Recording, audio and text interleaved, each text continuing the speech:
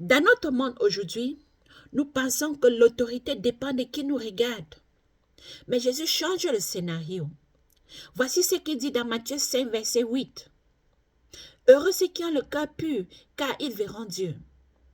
Frères et sœurs, j'ai réfléchi à cette parole et je me suis rendu compte que Jésus n'est pas en train de nous appeler à la perfection.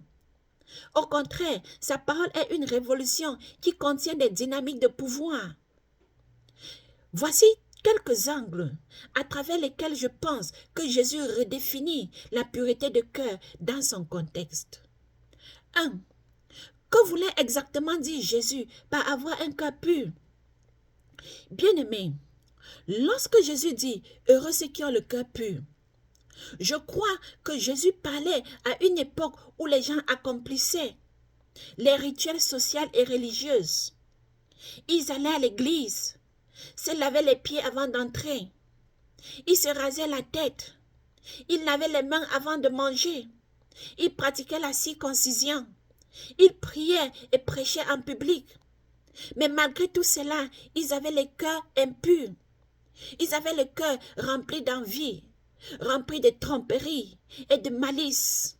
Ils avaient le cœur rempli de mauvais projets. Alors, comment Jésus redéfinit la pureté de cœur dans un tel contexte?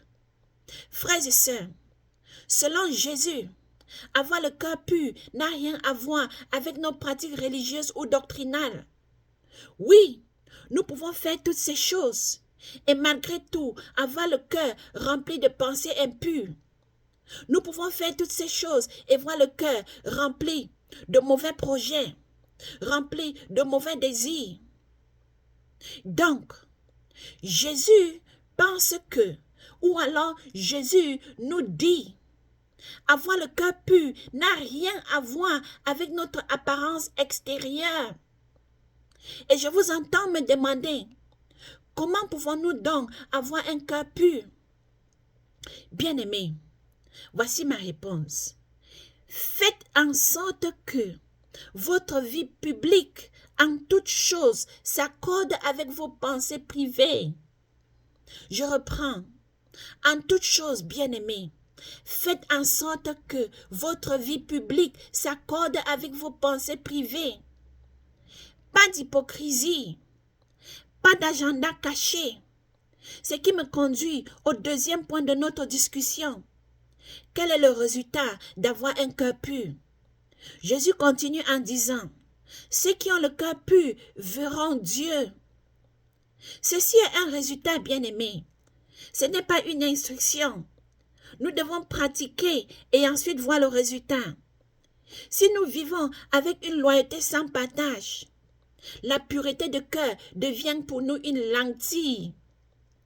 La pureté de cœur devient pour nous une manière de voir les choses.